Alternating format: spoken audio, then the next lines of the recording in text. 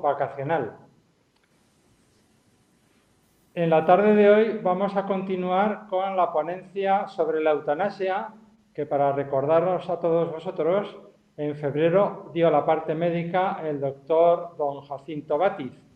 Y en la tarde de hoy, pues la ponencia corre a cargo de don Carlos La Peña, asesor jurídico del Colegio de Médicos de Zaragoza, que nos va a presentar los aspectos legales de la eutanasia con la precisión y la claridad tan prodigiosa con que siempre nos habla.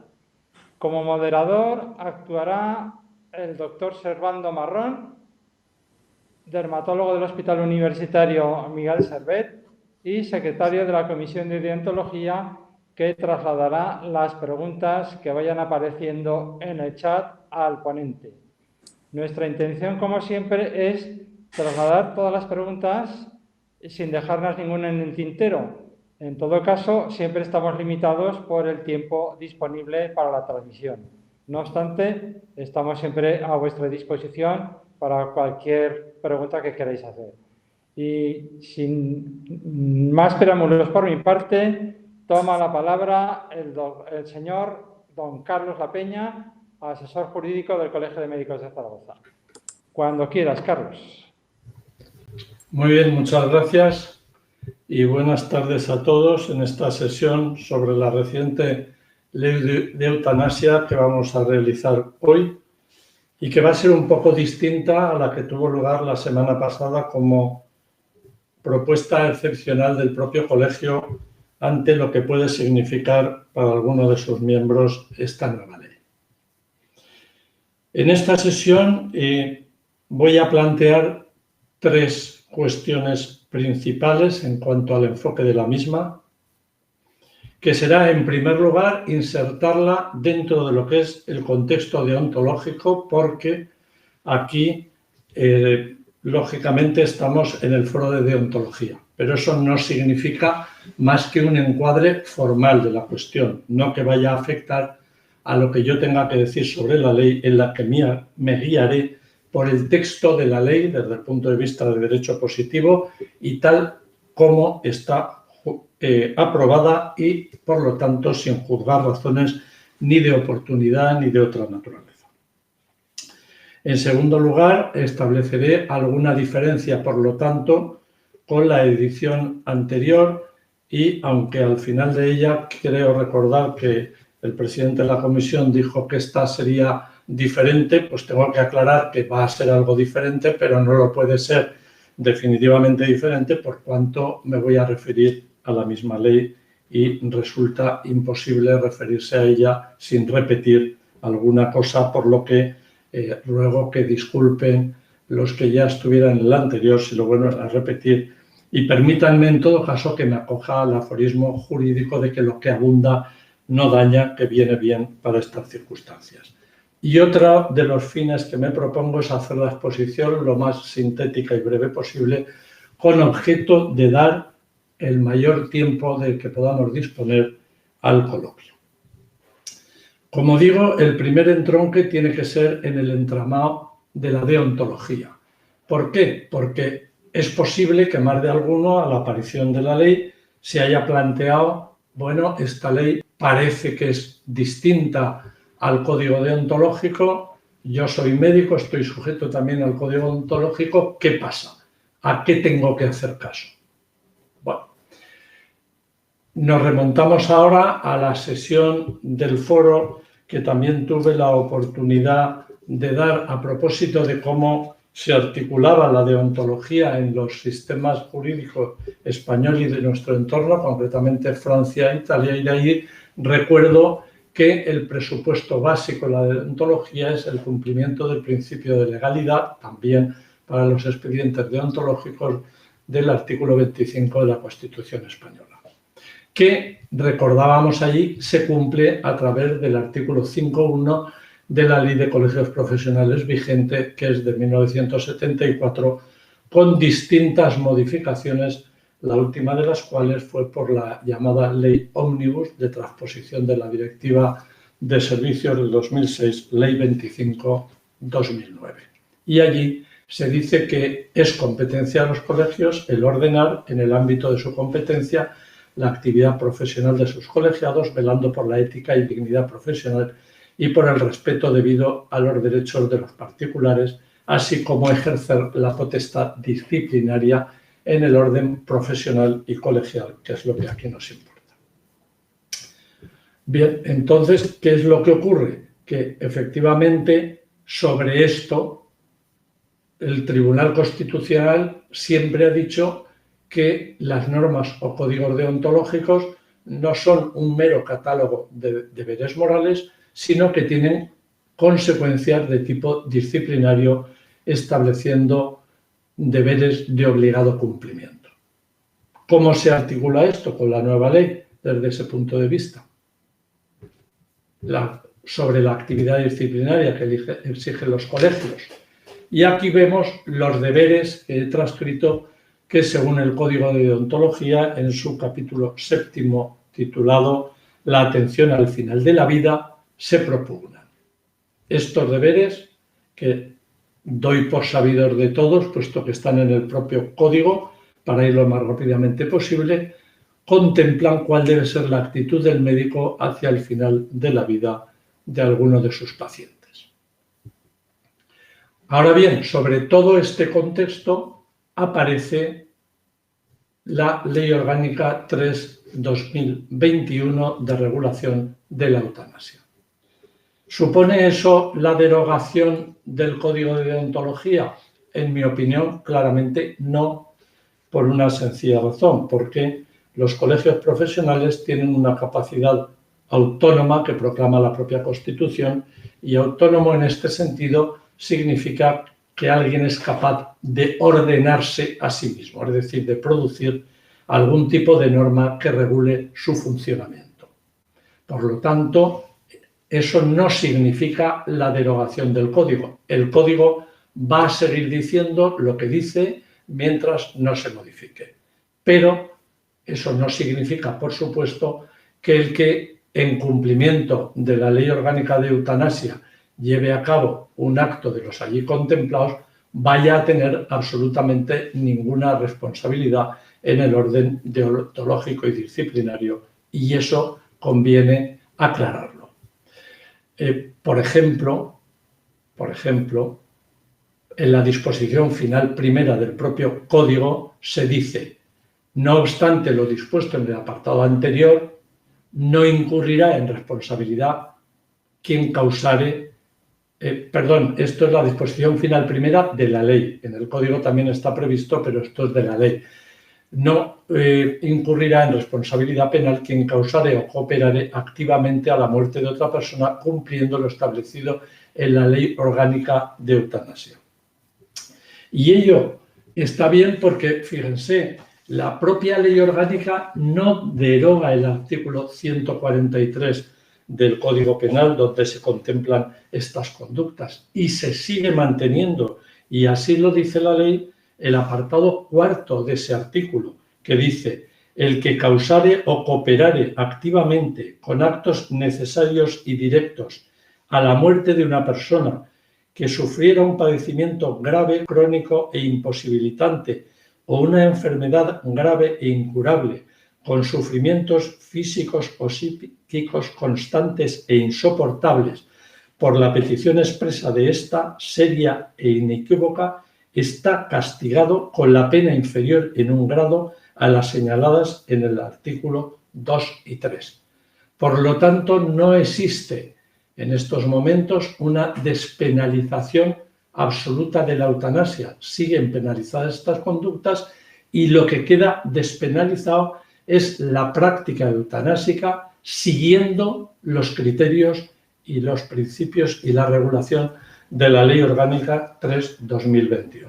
En resumen, pues, el Código sigue existiendo, pero no hay, evidentemente, posibilidad de sancionar a ningún médico que practique la eutanasia en virtud del cumplimiento de la ley que la regula.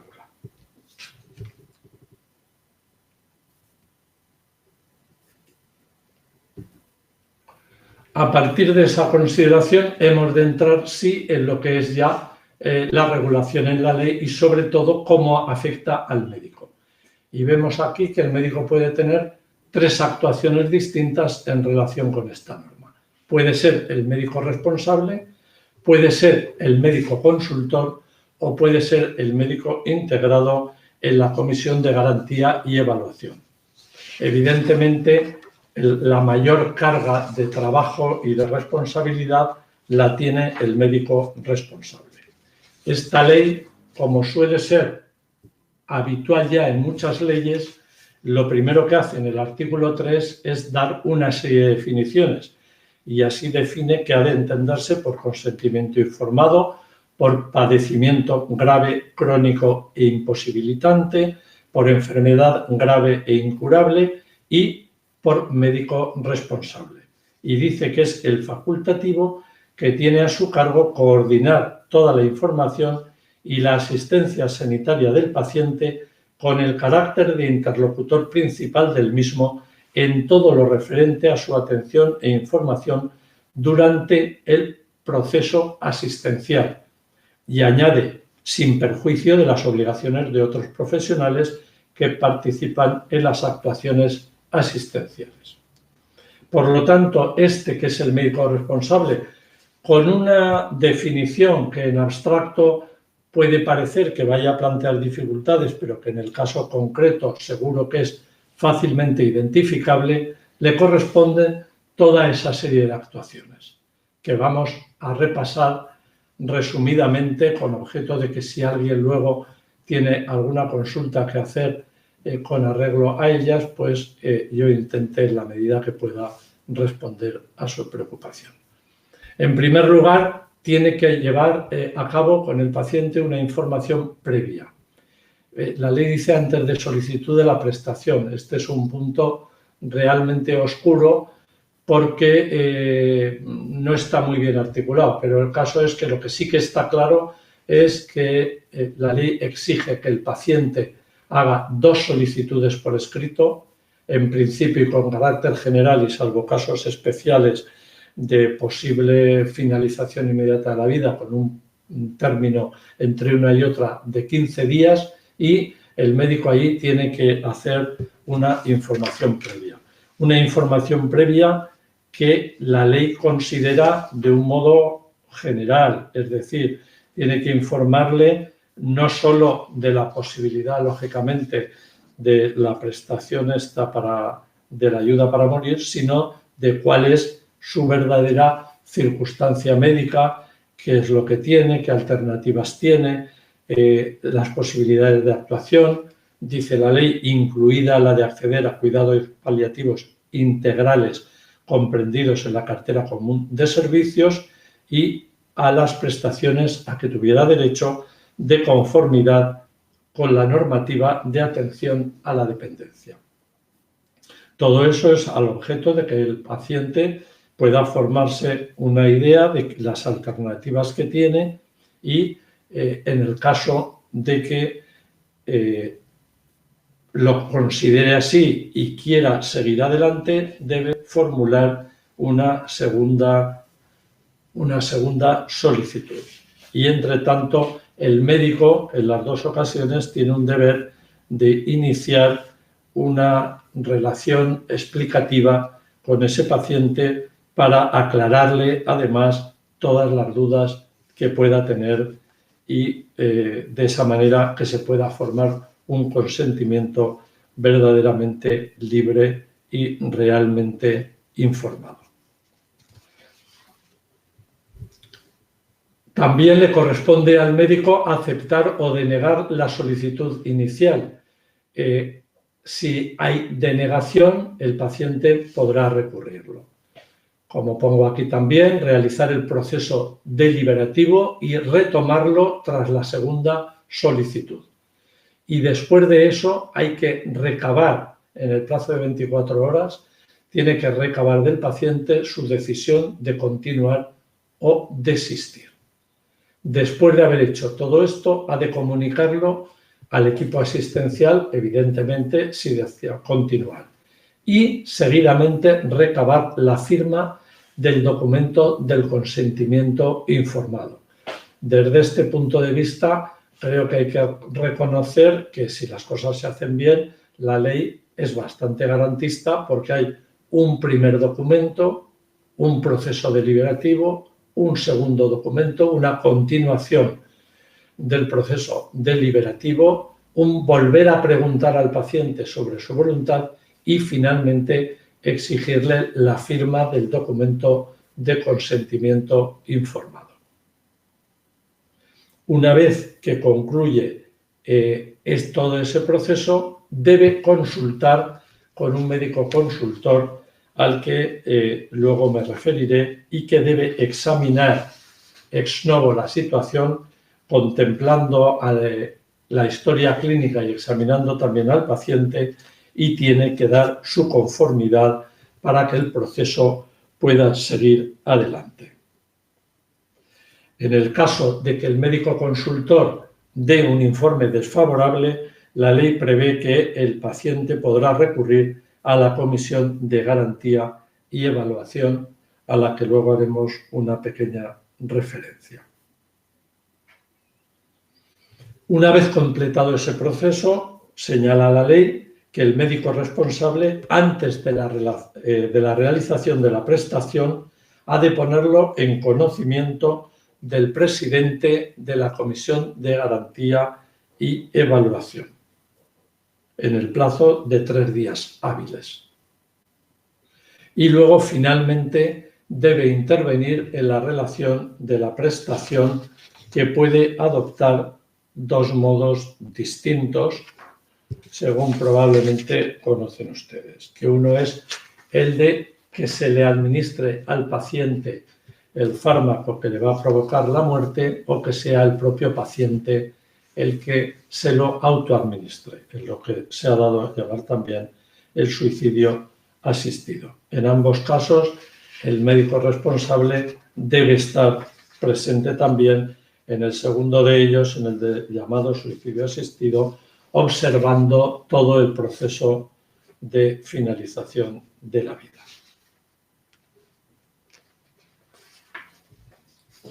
Aparte, como he dicho, del médico responsable, la ley regula también la función del médico consultor, que es aquel facultativo, dice la ley, con formación en el ámbito de las patologías que padece el paciente y que no pertenece al mismo equipo del médico responsable.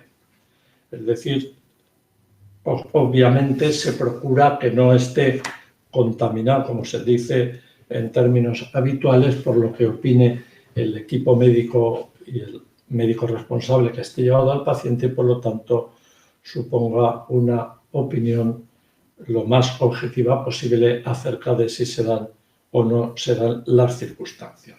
Su función es relativamente simple, en el sentido de que lo único que tiene que hacer es proceder a esa evaluación y o bien mostrar su conformidad a que el proceso siga adelante, o por el contrario denegarlo, en cuyo caso, como hemos visto, pasaría a la Comisión de Evaluación y Garantía. Esta Comisión de Evaluación y Garantía está creada por el artículo 17 de la ley, y este es el único artículo que entró en vigor, por disponerlo así la propia norma, al día siguiente de la publicación, es decir, el 26 de marzo de este año. El resto de la ley, como seguramente conocen ustedes, pues entrará en vigor el 25 de junio, a los 3 meses de su publicación. Pero como para que funcione el sistema, la comisión tiene que estar constituida, de allí que se anticipara la entrada en vigor de ese artículo. Y no solo eso, sino que como esta comisión tiene que estar constituida en cada una de las comunidades autónomas, por lo que se refiere aquí a la comunidad autónoma aragonesa, está ya en información pública el propio proyecto de decreto por el que se regulan 2 cosas que prevé la ley. Por una, esta Comisión de Garantía y Evaluación, y por otra, el registro de objetores de conciencia, regulado en el artículo 16 y al que me referiré.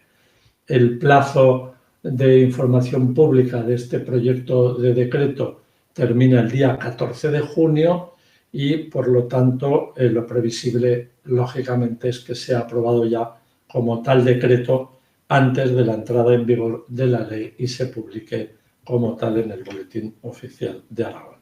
Por parte no solo del Colegio de Zaragoza, sino de los 3 colegios de Aragón, se va a proceder a un estudio por ver si parece razonable presentar alguna alegación sin perjuicio de las que pueda presentar cualquier ciudadano, pues está en su derecho.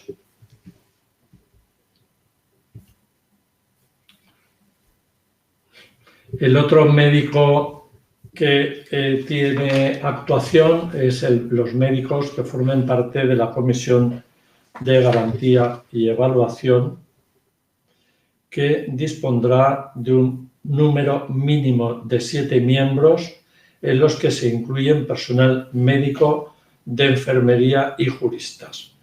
Pero quienes hacen el informe correspondiente por designación del presidente de la comisión son un médico y un jurista. Por lo tanto, allí ellos también tienen que evaluar dentro del procedimiento reglamentario que se establecerá en el propio reglamento de orden interno que se prevé en el apartado 4 del artículo 17 y emitirán los informes que les pida la propia comisión. Y que están resumidos allí como de verificación junto con el jurista de los requisitos y condiciones del proceso, en el plazo de 7 días naturales.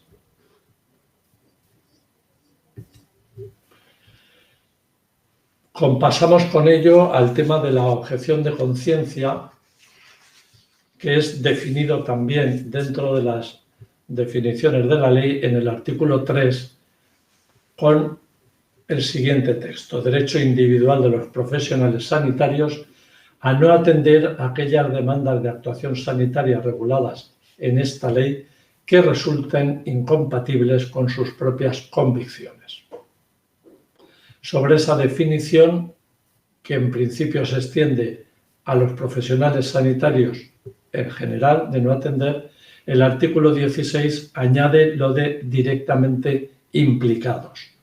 El concepto de directamente implicados pues es un concepto jurídico indeterminado que habrá que determinar en cada caso concreto, pero avanzo en mi opinión es que, tratándose de una materia como la objeción de conciencia, que es de libre configuración moral por cada individuo, la implicación directa es lógico que cada uno la pueda incluso situar en una actuación distinta.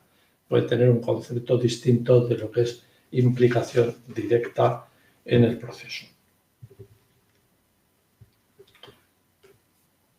El legislador de 2021, a través de esta ley, ya parte del concepto de que exista un derecho a la objeción de conciencia que se puede expresar por medio del procedimiento que luego se regula a continuación, y el texto es: podrán ejercer su derecho a la objeción de conciencia. Veíamos en la jornada pasada que el texto es ligeramente diferente al que utilizó en su momento la ley denominada del aborto, de salud reproductiva y de interrupción voluntaria del embarazo, que parecía que creaba el derecho que ahora ya se reconoce existente. Esa ley y lo que se tramitó con respecto a ella servirá también ahora, como veremos, para dar una cierta idea de cómo puede ser el funcionamiento de ese registro, que por lo demás ya está inicialmente previsto, como he dicho, en el texto de ese decreto. Bien, y digo que puede servir de orientación porque la Ley 2/2010 no preveía la creación de un registro, simplemente se limitaba a manifestar que los sanitarios objetores de conciencia podrían manifestarlo así. Pero hubo una comunidad autónoma, concretamente la Comunidad Foral Navarra, que reguló por ley foral la creación del registro con las condiciones que le parecieron oportunas. Y eso dio lugar a un recurso que resolvió el Tribunal Constitucional en el año 2014 y en el que se planteaban esa serie de cuestiones que yo me he permitido poner allí. Si la creación del registro afectaba a los elementos esenciales del propio derecho, si podía limitar o restringir ese derecho a la objeción de conciencia, si el registro podía llegar a constituir una lista que pudiera tener un alcance discriminatorio, si era lícito sujetar la objeción de conciencia a la cumplimentación de un modelo, si resultaba admisible la exigencia que contenía aquella ley foral o contiene de una antelación mínima de 7 días y si se podría facultar al director del centro para denegar la inscripción si no se cumplían los requisitos formales. Bueno, la contestación del Tribunal Constitucional fue en el sentido de que la creación del registro no afectaba a los elementos esenciales del propio derecho, puesto que el derecho a la objeción de conciencia exige por sí mismo, para poder ser respetado, una manifestación externa del objetor, es decir, la conciencia queda en la esfera interna, pero sin esa manifestación externa es imposible reclamar el derecho a su garantía y a su preservación. Por lo tanto, no encuentra el Tribunal Constitucional allí problema alguna, ni por lo tanto supone una limitación del derecho. El Tribunal Constitucional, en palabras textuales, recuerda que el objetor ha de prestar la necesaria colaboración si quiere que su derecho sea efectivo, para facilitar la tarea de los poderes públicos en este sentido, artículo 9.2 de la Constitución, colaboración que ya comienza en principio por la renuncia del titular del derecho a mantenerlo frente a la coacción externa en la intimidad personal, en cuanto nadie está obligado a declarar sobre su ideología, religión o creencias. Recuerda esto también la sentencia del Tribunal Constitucional 160 de 1987. En cuanto a que pudiera constituir una lista negra, lo rechaza también el Tribunal Constitucional y dice que eso no puede ser así, y habremos de añadir, como se verá luego, que ese registro ha de tener todas las garantías de la protección que dispensa hoy, y son muy amplias, el derecho de protección de datos en la Unión Europea y por transposición en parte y por aplicación directa del reglamento también en el Reino de España, como sin duda todos ustedes conocen, porque aquí está objetivado en dos normas. Una es el propio reglamento de la Unión Europea de 2016, que al ser un reglamento y no una directiva, tiene aplicación directa en el ordenamiento jurídico español, y por otro lado está la Ley Orgánica de Protección de Datos de Carácter Personal 3/2018, que esa supone la adaptación de la hasta entonces vigente ley a las normas, a las directrices europeas. También dice el Tribunal Constitucional que es totalmente lícito que haya que cumplimentar un modelo para exteriorizar esa manifestación de voluntad y que por lo tanto allí no hay dificultad ninguna. Y en el caso navarro se planteaba también la constitucionalidad de la exigencia de un plazo mínimo de antelación, porque se pretendía que la objeción de conciencia se pudiera hacer lo que diríamos al vuelo, es decir, en el momento se pudiera objetar. Eso también es rechazado y se dice que no. Por lo que he visto del proyecto de decreto del Gobierno de Aragón, que aún no debe ser objeto de estudio fundamental, no he apreciado en una primera lectura que se sujete a ningún plazo especial, sí a la comunicación previa y que sea aceptada. En el momento que se comunique y se tenga por aceptada, pues ya actuaría la objeción de conciencia.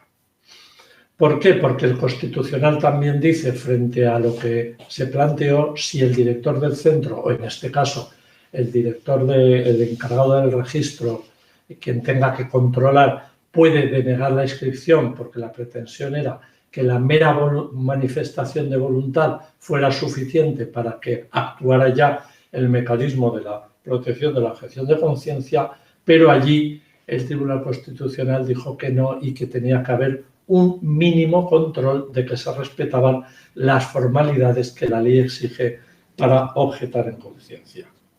He de decir que de todo ese recurso, aunque no sea directamente aplicable al caso, lo único que se apreció por el Tribunal Constitucional como inconstitucional y en concreto quedó anulado fue que esa ley permitía además también al gestor de ese registro delegar en otros la competencia para hacer el examen del registro en los que él quisiera. Y es esa posibilidad de denegación genérica e innominada, aunque sean cuanto cargos, lo que el Tribunal Constitucional consideró contrario a la legislación de protección de datos, no a la legislación propiamente de objeción de conciencia, porque es una legislación también, como he dicho, muy restrictiva. Entonces, ¿qué garantía tiene aquí el objetor de que sus datos van a ser utilizados adecuadamente y nunca de otro modo?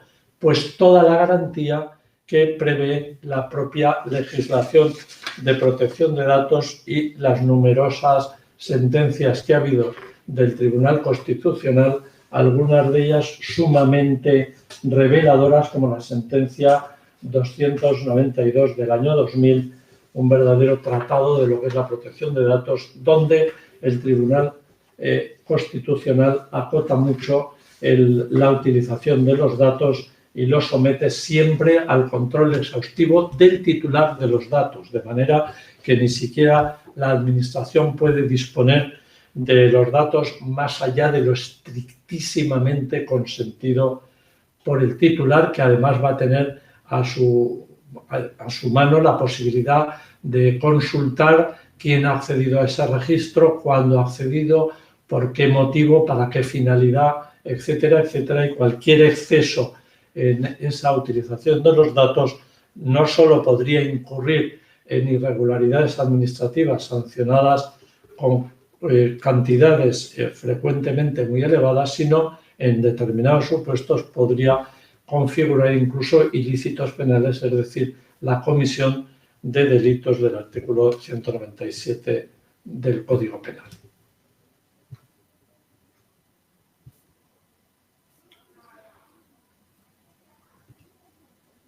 Bien, aquí terminaríamos ya lo que es la exposición de las principales funciones de los médicos dentro de la ley y con una referencia especial a la objeción de conciencia.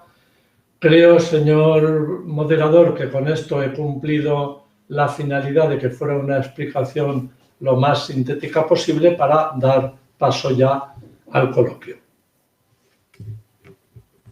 Perfectamente, don Carlos. La verdad que sí. Yo pienso que ha sido muy clarificador y enriquecedor, abundando en los datos ya presentados en las semanas precedentes, ¿no? Entonces tenemos aquí ya el primer comentario que nos hace una compañera y nos dice en su comentario: entonces la eutanasia practicada en virtud del cumplimiento de la ley que se acaba de aprobar y cumplidos todos sus requisitos está completamente despenalizada. Y continúa. Otra cosa son las actuaciones al margen de la ley, como cualquier otra actuación médica o de cualquier tipo. ¿No? Se pregunta. Y yo lo entiendo así. Termina. ¿Qué podemos apuntarle? Pues sí, creo que está entendido perfectamente que efectivamente la única parte despenalizada es la que se lleve a cabo con sujeción a la Ley Orgánica 3/2021. Cualquier otra conducta tendente a provocar la muerte eutanásica incluso de otra persona seguiría estando penada, aunque no tan penada como obviamente como un homicidio, son unas penas inferiores. Efectivamente, la verdad es que sí, parece que lo ha entendido perfectamente, que cumplir la ley, pues claro, te exime de tener responsabilidades, como no puede ser de otra manera, ¿no? Otra pregunta nos hace un compañero en relación con los plazos.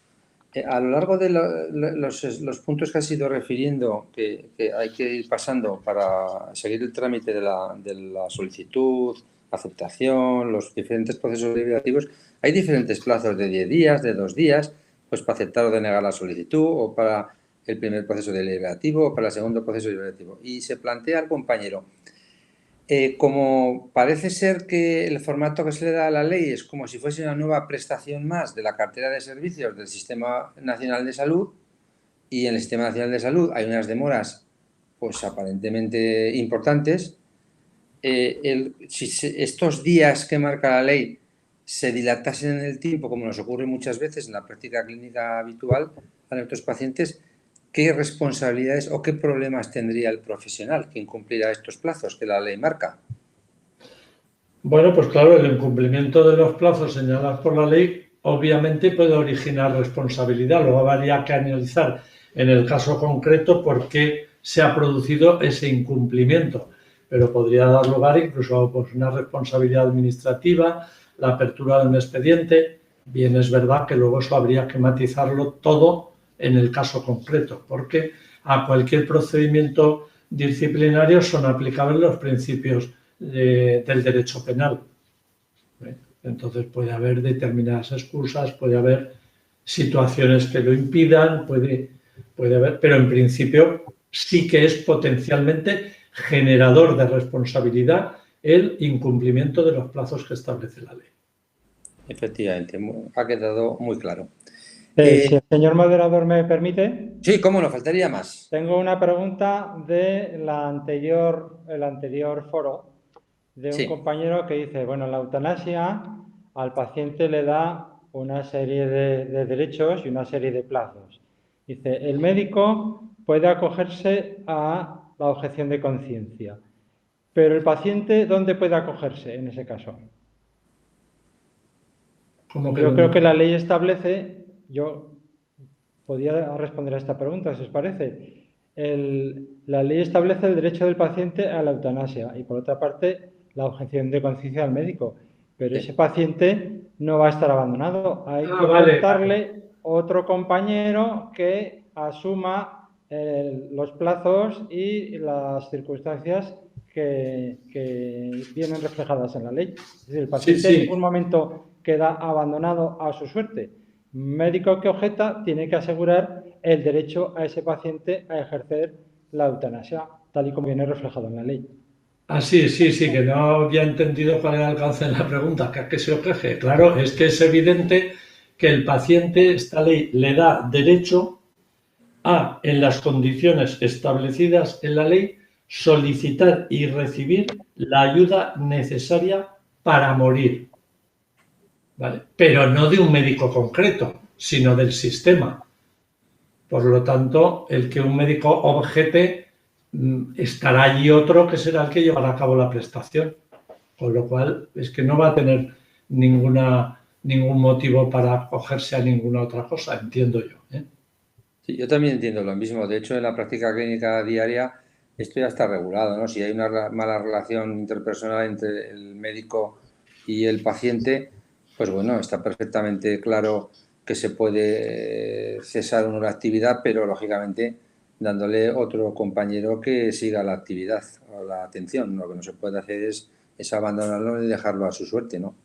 Eso es. Esta compañera nos manifiesta y nos dice ¿qué sucede si los médicos participantes en el proceso que conduce a la eutanasia tienen opiniones encontradas o no coincidentes? Que podría darse el caso de que participen varios y no se pongan de acuerdo. ¿Qué ocurre ahí? Bueno, eso yo creo que lo resuelve la ley. Más que opiniones, ahí el problema puede ser la determinación de quién debe considerarse el médico responsable. Porque una vez que se determina quién es el médico responsable, no hay colisión de opiniones porque solo hay una opinión, la del médico responsable, que a su vez controla el médico consultor y que a su vez controla, en su caso, la Comisión de Garantía y Evaluación. Perfectamente. Muchas gracias.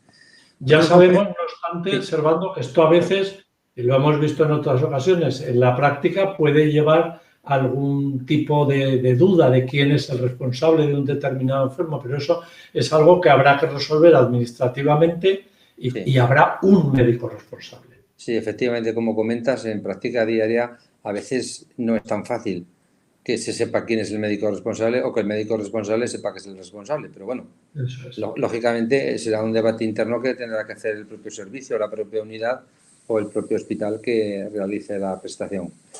Otro compañero nos propone en el foro y nos dice: ¿no creen que declarar la muerte como natural irá en detrimento de la estadística para saber cuántas muertes son debidas realmente a eutanasia? Bueno, efectivamente se puede interpretar así, pero yo ya lo he advertido, es que eso es lo que dice la ley y es una ley orgánica.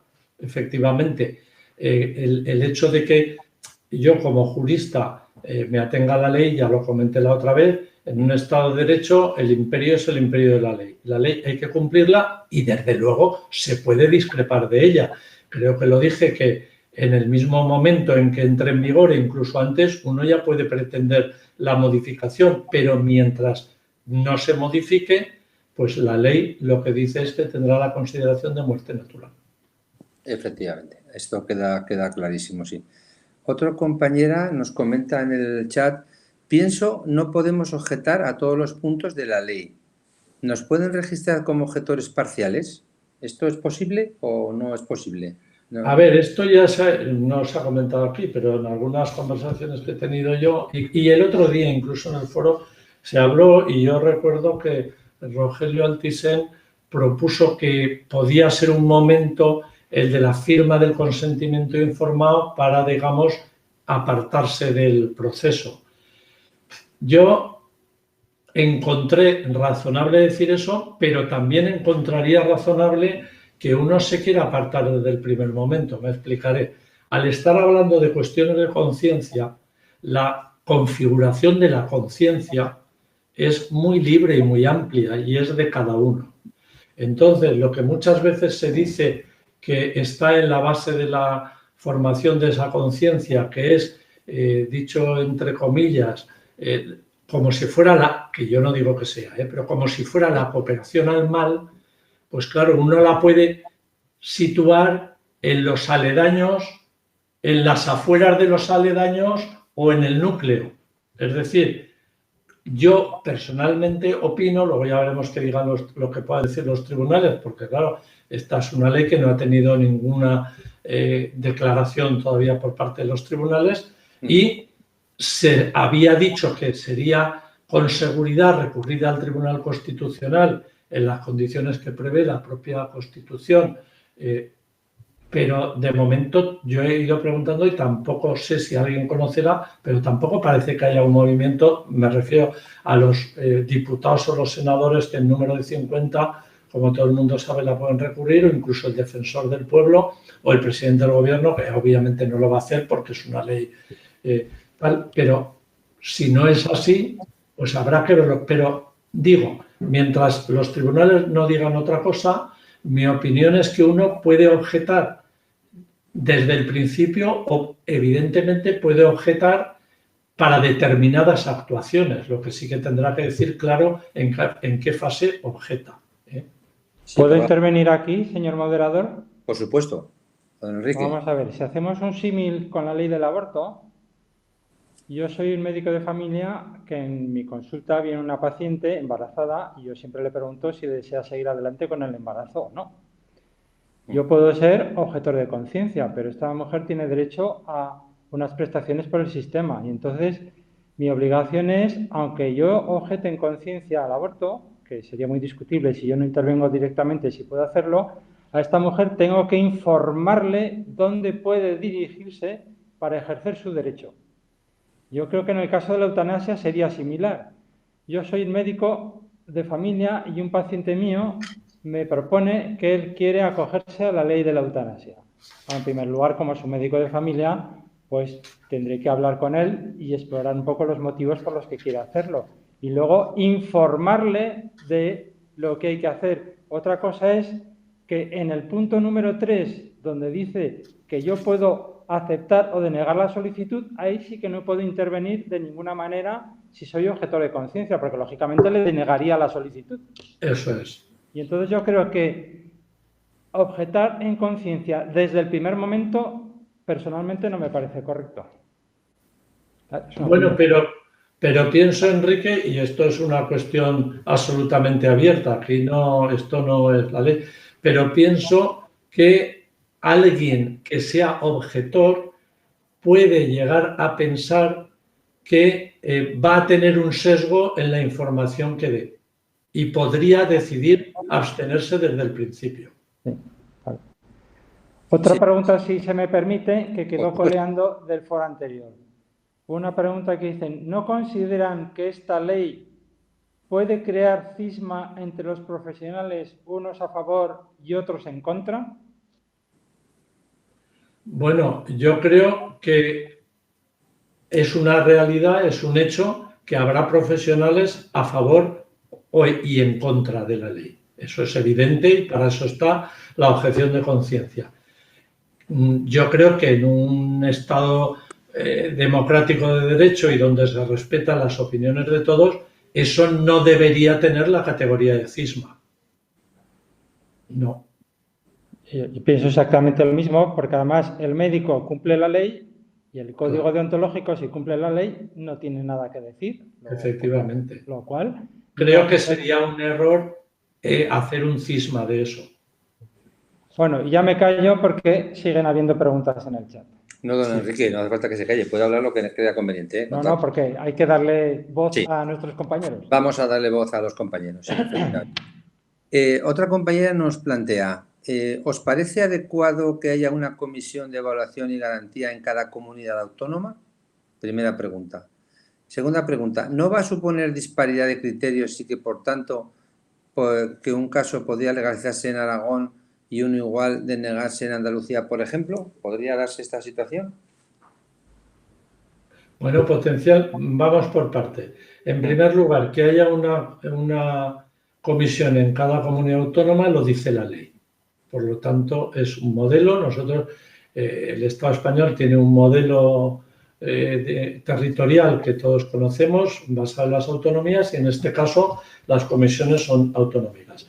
¿Qué duda cabe que al haber intervención en la misma materia de distintos órganos puede haber resoluciones distintas? Eso es evidente, pero eso ya lo estamos viendo todos los días, incluso con los tribunales de justicia, ¿no? Como a propósito de las medidas de control de la pandemia, pues ha habido tribunales superiores que han opinado de un modo, otros de otro, ha habido que articular ahí un procedimiento para que pueda dirimir en lo que pueda el Tribunal Supremo. Sí, es una de las consecuencias del sistema que tenemos de administración pública. Efectivamente, al estar descentralizado, pues puede darse esta circunstancia. Totalmente de acuerdo. Otra compañera nos plantea, dado que el pronóstico de un mismo paciente no es una constante, sino algo variable, y más cuando se enfrenta a un diagnóstico grave, por ejemplo, de naturaleza oncológica, mi pregunta es si hay limitaciones a la hora de solicitar en varias ocasiones la eutanasia a pesar de haber sido denegada en ocasiones previas, o incluso de que se puedan aportar nuevos datos como pruebas de imagen, por ejemplo. ¿Se podría pedir más veces si te lo han denegado anteriormente? Hombre, a mí no me cabe ninguna duda, porque claro, la petición y la posibilidad de ejercer y que se te reconozca el derecho a esa prestación depende de la situación que tengas, la situación médica que tengas en un momento dado. Esa situación no se mantiene petrificada en el tiempo. Puede ir cambiando, puede mejorar y puede empeorar. Y quien en un momento dado de su proceso no cumple los requisitos que establece la ley en cuanto a los conceptos esos que baraja, por un lado, por decirlo textualmente, de padecimiento grave, crónico e imposibilitante o de enfermedad grave e incurable, hoy no es etiquetable así y mañana sí que es etiquetable así. Claro. Sí. Totalmente de acuerdo, sí, la verdad que es así. Otra compañera nos plantea, entiendo entonces que el paciente debe de estar en su pleno juicio por lo que ni con voluntades anticipadas, si tienes una lesión irreversible tras un accidente, por ejemplo, no te podías acoger a la ley de eutanasia. Si está previsto en las voluntades anticipadas, sí, porque precisamente son para eso, para que en el momento que se den las circunstancias y ella y esa persona no pueda entonces manifestar su voluntad porque esté impedida por el motivo que sea para hacerlo, ahí está su voluntad anticipada. Entonces, al hilo de esto, hasta ahora creo recordar que no se podía poner lo de la eutanasia porque no era legal. En las voluntades anticipadas no se registraba, pero a partir de ahora sí que se podía registrar lo mismo que registras, pues no quiero RCP o no quiero maniobras invasivas o que me dejen tranquilo, me quiero morir en casa, ¿no? Así es. Estupendo, perfectamente. Y a la hora de firmar el certificado de defunción, nos plantea otra compañera que se habría de poner como causa inmediata de la muerte. De esto se habló también el otro día un poco. Sí. Que yo entiendo que sería la causa que ha provocado la muerte. Porque claro, la eutanasia no es la causa de la muerte. Claro. ¿No? Habrá muerto porque tenía un cáncer, habrá muerto por lo que sea, pero... si se permite responder y si hay alguien en el chat con mayor fundamento, la causa inmediata de la muerte habría que poner fallo multiorgánico, porque lo de la parada cardiorrespiratoria, todo el mundo se muere de parada cardiorrespiratoria, habría que poner fallo multiorgánico. La causa fundamental es la que ha provocado el proceso, que puede ser un cáncer, puede ser en fin, cualquiera de los otros motivos que ha llevado a esa situación tan agobiante y que le hace sufrir tanto al paciente. Pero la causa inmediata no se puede poner eutanasia, no se puede poner inyección letal. Hay que poner fallo multiorgánico si no hay alguien en el chat que opine lo contrario o que atine mejor que yo. Siempre, lógicamente, al administrar el fármaco, pues el fallo va a ser multiorgánico, lógicamente. Entonces, la causa probable de la muerte sería esa, en principio. Pero bueno, no obstante, tenemos compañeros más cualificados y, como muy bien dice don Enrique, si quieren aportar su visión sobre este punto, pues sería interesante clarificar este aspecto. Y a la hora de firmar el certificado de función, a causa inmediata de la muerte, dice... aquí nos manifiestan que hay un compañero que está totalmente de acuerdo con el doctor de la Figuera con respecto a sus comentarios. Y otra compañera nos dice, como médico de familia, si te haces objetor desde EK, no sé, probablemente será un error tipográfico, será desde el primer momento o será de oficio para todo, no sé exactamente qué pone porque al final ha escrito desde EK. Don Carlos, ¿se podía hacer un objetor ya a todos los efectos y para todos los casos inscribirse directamente ya? ¿O se requeriría tener un caso? Ya sabemos que la ley aún no está en vigor, que se va a aprobar cuando se apruebe el reglamento. El reglamento ya tiene previsto un anexo 2, creo recordar que es, del modelo de objeción de conciencia, pues eso en el momento que esté aprobado ya se podrá rellenar. Y evidentemente, si por cualquier circunstancia el decreto, que no será así, pero por cualquier circunstancia no se aprobara antes de entrar en vigor de la ley, pues lo podría manifestar ante quien correspondiera, que en ese caso sería, con la debida reserva, pues el superior dentro de la organización que tuviera que tener en cuenta eso para aplicar. Pero vamos, hay que dar por seguro que estará el registro creado y el modelo preparado. Pero como decimos que no es necesario que uno se haga objetor el primer día que se abra el registro. No. Uno puede esperar a que le surja un caso, ¿no? Y alguien se lo solicite, ¿no? Sí, y además puede cambiar. En teoría puede ser, no ser, o sea, eso no tiene limitación. Fijeza, efectivamente. Eso es muy interesante que ha suscitado su cuestión. Y otra compañera nos plantea en el chat y nos dice, desde el inicio, por evitar el sesgo de información, ¿habría que derivar al paciente a otro compañero o cómo proceder? ¿Qué pensamos que sería? ¿Por evitar el qué? El sesgo de información. No, que a lo mejor uno sea, yo que sé, que yo sea esté objetor o piense que esto no está bien por lo que sea, y entonces, claro, lo derivo a otro compañero que no tenga ese sesgo de información, ¿no? O que... Vamos a ver, yo creo que ese es un análisis que tiene que hacer el propio médico que tenga que actuar. Sí, sí. Lo que sí que está claro es que él, si no es objetor, tiene el deber de actuar. Y si no quiere actuar en esas circunstancias, debe objetar. Luego estará en cada uno decir, oiga, yo objeto a todo porque ya creo que el proceso, incluso no podemos descartar, por la forma que tiene el modelo que yo he observado, que se esté pensando en una objeción radical a todo. El que objeta, objeta a todo. Sí, pero eso lo iremos viendo. Sí. Lo iremos viendo, porque yo creo que es defendible que uno pueda, como ha dicho antes Enrique, que sucede con el tema del aborto, pues pueda acompañar al paciente en unas deliberaciones hasta un momento dado. Y si finalmente ese paciente decide solicitar definitivamente la prestación para morir, decir, bueno, pues aquí yo ya no participo porque mi conciencia no me lo permite. Esa es una posibilidad, pero yo pienso que igualmente puede haber alguien que diga, yo no me considero suficientemente objetivo como para hacer como mi conciencia me exige esta labor previa y por lo tanto prefiero manifestarlo así desde el primer momento. Es que... Sí. Por eso, efectivamente, como dices, Carlos, pues esto se irá viendo en el desarrollo porque posibilidades habrá muchas diferentes. Sí. Otra compañera nos plantea, ¿podría decirse que la función del médico responsable es la de escuchar al paciente, informarle y si cumple los requisitos exigidos y se acepta la solicitud, tramitarla al médico consultor y a la comisión de garantía? ¿Esta visión sería la adecuada según la ley?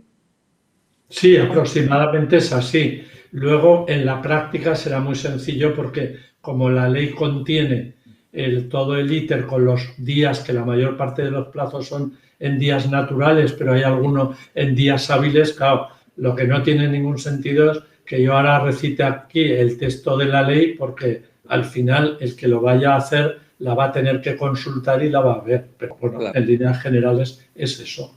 Perfecto. Es una primera manifestación, se hace un proceso deliberativo, una segunda que es ya confirmación de la primera, sigue ese proceso deliberativo, después del proceso el médico le pregunta, ¿quiere usted seguir adelante? Sí, si quiere seguir adelante lo comunico al equipo asistencial y además le pido el consentimiento por escrito con constancia, como es natural en la historia clínica, y ya a partir de allí ha terminado ese bloque y pasa al médico consultor, que tiene que dar también el visto bueno.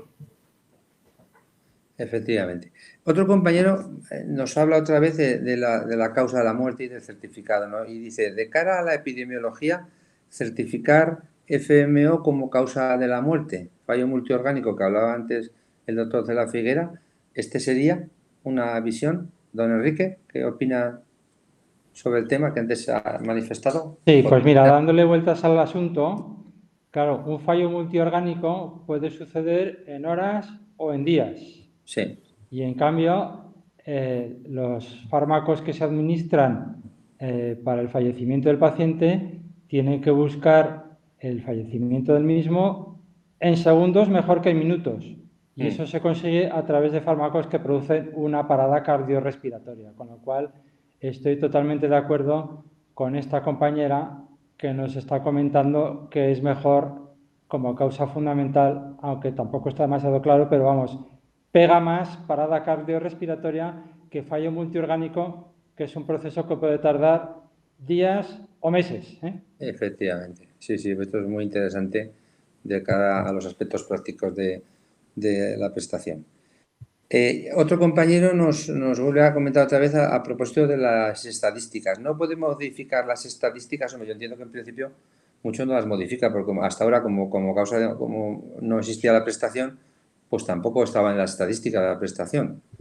Bueno, vamos a ver, yo lo que pienso por un lado es que lógicamente a determinados efectos la estadística va a existir porque el sistema sanitario va a saber exactamente cuántas prestaciones de ayudas para morir se han dado. Eso no cabe ninguna duda. Lo que da aquí la sensación es que el legislador no ha querido que eso trascienda a lo mejor a otro tipo de registros. Pero eso no quiere decir que no vaya a existir la estadística. Me explico, no lo sé, yo no estoy en la mente del legislador, pero también puede ser una explicación. Es decir, yo aquí no necesito para nada que en el certificado de defunción se identifique que la causa es la prestación de la ayuda para morir o la eutanasia, porque eso yo lo llevo por otro lado. La estadística de eso la tengo por otro lado. Y aquí yo, que soy el legislador, en una ley orgánica digo que aquí los efectos legales es muerte natural. Punto final. Otra compañera nos abunda en los aspectos prácticos y nos dice, y acompañarle finalmente en el proceso de morir. Claro, por resumir lo que decimos, el proceso de acompañarle hasta que fallezca. Eso, lógicamente, parte de nuestra labor asistencial, pues es, claro, es acompañar al paciente desde el primer momento hasta el final de su proceso, y como no puede ser de otra manera, es un proceso más, ¿no? Otra compañera nos dice, parece que en el certificado de defunción considera los fallecimientos por eutanasia como muerte natural. Parece ser que la ley nos lo habla así, ¿verdad, Carlos? Claro, sí. No parece, ¿no? Es que lo pone, me parece, sí. Perfectamente. Otra compañera nos plantea en el foro, entonces, ¿la objeción de conciencia sobrevenida no es posible? Se plantea, si según dice la ley tiene que ser notificada de forma anticipada. No sé, a ver, es que eso de la objeción de conciencia sobrevenida habría que explicar bien qué es para que todos lo entendiéramos. Sí. La objeción de conciencia exige, como hemos visto y lo dice claramente el Tribunal Constitucional, una manifestación externa que permita a la Administración organizarse. Sobrevenida, ¿qué quiere? Es que no entiendo exactamente que en mitad del proceso dice hasta ahora quería y ahora no. Pues eso no está previsto. O sea, que el que tenga que objetar tiene que hacer esa manifestación externa de la que habla el Constitucional. No puede dejarlo en la esfera interna porque estará obligado. Otra cosa es, me imagino que en la práctica, si sucediera algún hecho excepcional que motivara que una persona, un médico, razonadamente pudiera decir yo llego hasta aquí porque ha pasado esto y lo hablara, hombre, yo pienso que el sistema público buscaría una solución en ese caso, para casos verdaderamente imprevisibles, ¿no? Que ni siquiera me atrevo a imaginar cuál sería, pero por agotar ad nauseam las posibilidades que puede haber. Sí, pero claro, al principio lo que dices parece razonable que si uno objeta es objetor de conciencia, en principio tendrá la misma conciencia ayer, hoy y mañana, no le va a ser una conciencia. Y aunque la cambie, debería saber que ese cambio se producirá a partir de que lo manifieste en el registro y se acepte que pueden ser, según lo que ya lo miraremos con más detalle, pero a lo mejor en el caso de Aragón pueden ser 1 o 2 días. Efectivamente. Sí. Perfecto. Otra compañera nos habla sobre la causa de la muerte, altamente cualificada en este tema, y nos dice, en la causa fundamental es evidente que será la enfermedad o el trastorno que determina la solicitud de eutanasia, pero no queda claro cuál debe ser la causa inmediata, porque poner fracaso multiorgánico no es la realidad, como nos decía también hace un momento el doctor de la Figuera. Es más real parada cardiorrespiratoria y coincide con lo que nos hablaba ahora mismo el doctor de la Figuera, que es el efecto que buscará la Administración del ayudar a morir. Por tanto, parece que aquí nos clarifica que esta sería la causa más acertada. No, si esa pregunta que hacen es a la que yo le he dado respuesta, que estoy de acuerdo con esta, totalmente de acuerdo con esta compañera, que precisamente el efecto de los fármacos administrados es producir el fallecimiento en segundos antes que minutos, y eso solo se puede a través de una parada cardiorrespiratoria. En la siguiente pregunta que nos hace también la compañera, si se me permite, por supuesto, dice que habría que hacer constar de alguna manera en la causa intermedia la administración de un fármaco. Esta compañera está totalmente capacitada y bueno, tiene mucho conocimiento sobre la materia. En el foro que tuvimos con los médicos forenses del Instituto de Medicina Legal de Aragón, ya nos comentaron que lo fundamental era la causa inmediata y la fundamental, que la intermedia incluso no haría falta ponerla en el certificado de función. Digo yo, si no hay también alguien con más conocimiento, que cuando a un paciente se le administra sedación paliativa, no se pone en la causa intermedia la administración de ningún fármaco. En este caso yo pienso que sería similar, no habría que poner nada en la causa intermedia. Teniendo en cuenta que además los médicos del Instituto Legal nos han comentado en los cursos que nos han dado a través de este mismo foro que lo fundamental es la intermedia no, la inicial y la fundamental. Sí, efectivamente. Así nos lo explicaron cuando se habló sobre el certificado médico de función. Porque si no, en todos los pacientes a los que se les ha sometido a sedación paliativa, en cuidados paliativos, habría que poner también en causa intermedia los fármacos que se le han administrado. No sé Claro. qué pensará nuestra compañera.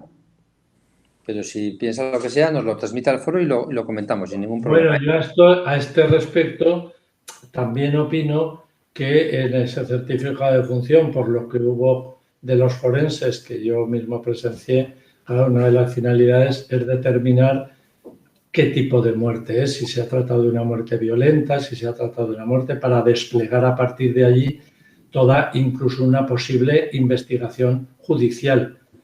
Tenemos que pensar que aquí va a estar hiperdocumentado todo el proceso del fallecimiento de la persona.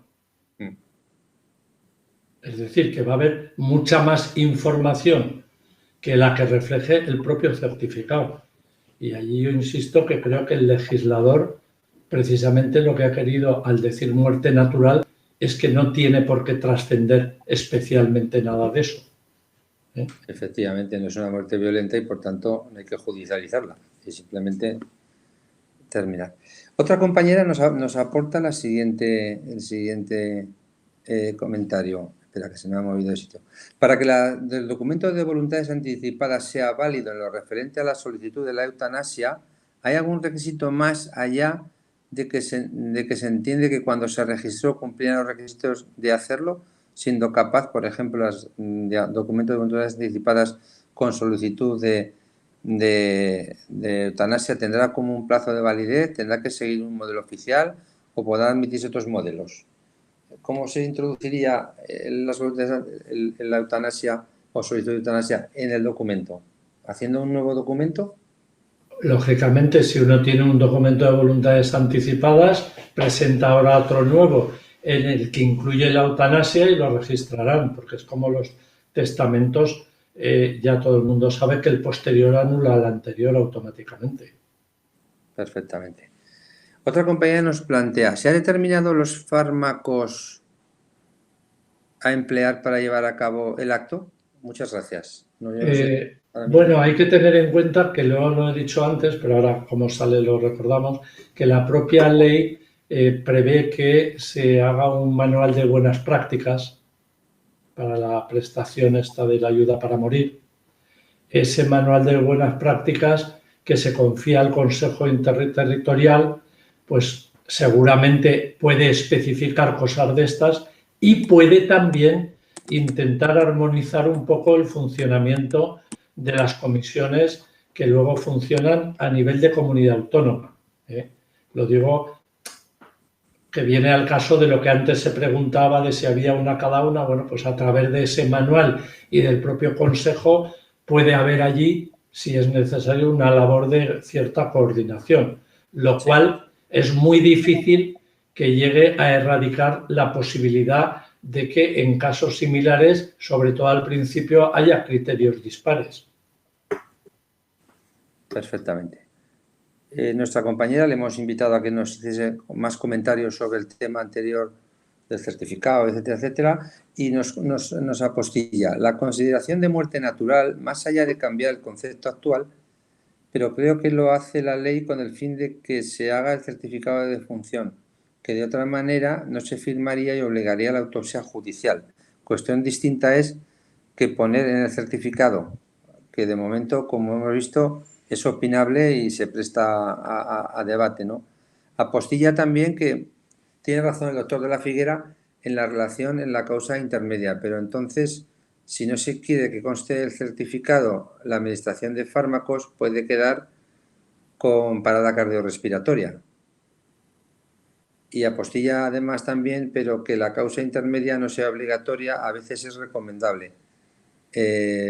Puede aclarar el proceso, o sea que en algunos momentos puede ser interesante el ponerlo, con lo cual estos son los comentarios que nos apostilla a propósito de lo anteriormente hablado sobre el certificado médico de defunción. Sí, pues que estoy totalmente de acuerdo con las afirmaciones de nuestra compañera. Sí, yo también, perfectamente de acuerdo, sí. Y ya si os parece, ya vamos avanzando ya en el tiempo que teníamos previsto para el foro, y si os parece bien, vamos a hacer un último comentario que nos plantea otra compañera, y es en el sentido de, nos dice, es que si se hace constar administración de fármacos, ya actúa un agente externo, con lo que legalmente constar como muerte natural no sería posible, aunque realmente la verdad es que no lo es. Hombre, probablemente esto sea, como decimos, debatible y opinable, y con el paso del tiempo se podrá aclarar, ¿no? Doctor de la Figuera, Bueno, ¿qué opina? sí, pero no olvidemos que el derecho conoce una figura que a veces es de difícil inteligencia para los no juristas, no porque sea una cosa imposible, que son las ficciones. La muerte natural aquí es una ficción, ¿vale? Voy a poner otro ejemplo de ficción para que se entienda. Las sociedades profesionales son otra ficción del derecho. ¿Por qué? Porque de suyo una profesión, solo las tituladas, como son la medicina y el derecho, solo la pueden ejercer titulados. Y los titulados tienen que ir a una universidad, a una facultad, a recibir la formación para obtener el título. Y es evidente que una sociedad, aunque sea profesional, no tiene ella el título, y sin embargo es una ficción. No es exactamente igual, pero para que se entienda que en el mundo de derecho existen los que se llaman ficciones. Y es verdad que el legislador diga que tendrá la consideración de muerte natural, tendrá la consideración de muerte natural. No dice será muerte natural. ¿Por qué? Porque es una ficción. Es que creo que no hay que agotar mucho discurso para ver que no es una muerte natural, aunque tenga un proceso que hubiera llevado naturalmente a la muerte. La muerte en ese momento no es natural, porque va a mediar lo que estáis comentando, un fármaco, lo que sea, que va a matar a la persona, ¿no? Pero es una ficción, punto. Hay que entenderlo como ficción. Por lo tanto, si hacemos discurso pensando que eso obedece a una realidad contrastable y contrastada, no lo va a resistir, porque es una ficción jurídica. Totalmente de acuerdo, Carlos. Muy agradecido por clarificar este aspecto. Y si os parece bien, doctor de la Figuera, don Enrique, le doy paso para que podamos, ya hemos llegado al final del tiempo disponible, si le parece bien. En cualquier caso, observando, y si me lo permites, aunque seguramente lo dirá Enrique también, por supuesto, esto en relación con esta ley, como en todo en general, no termina aquí, porque el colegio, modestamente, nosotros como asesoría jurídica, pues estamos obviamente a disposición de cualquier colegiado que luego tenga una dificultad ya en casos concretos o ya en casos generales, o incluso a lo mejor dentro de un tiempo, yo creo que eso ya lo tenía previsto el presidente de la comisión, hay que repetirlo cuando se tenga una cierta experiencia sobre el funcionamiento, cuando se conozca el manual de buenas prácticas, cuando se conozcan las primeras actuaciones en el tema. Nada más por mi parte. En efecto, y todo será cuestión de cuando se empiece a caminar, porque también el certificado de defunción, que ha suscitado muchas preguntas, la intención de la Organización Médica Colegial de España es hacerlo también en formato electrónico. Posiblemente harán un retoque también de los apartados del certificado de defunción que hay algunos que están un poco ya obsoletos. Entonces, el tiempo nos dirá por dónde tenemos que ir. Bueno, entonces ya despido este último foro antes del periodo vacacional, con las gracias a nuestro ilustre ponente y jurista Carlos, que como siempre nos deja las cosas muy claras y muy precisas, a Servando como moderador, que transmite las preguntas, a todos vosotros que estáis aquí delante viéndonos y haciendo vuestras preguntas, y nos vemos en el mes de octubre. Estamos preparando ya los nuevos asuntos para el foro de ontología. El colegio siempre está abierto a través de los correos electrónicos habilitados en la página web para que todos los colegiados nos sugieran aquellos asuntos deontológicos de interés, con lo cual tenéis total libertad para hacer vuestras aportaciones y con eso nosotros vamos elaborando el programa que más os interesa y que siempre está en conexión con la actualidad más reciente. Así que muchas gracias a todos, feliz verano y nos volvemos a ver en breve. Gracias, adiós, buen día. Adiós.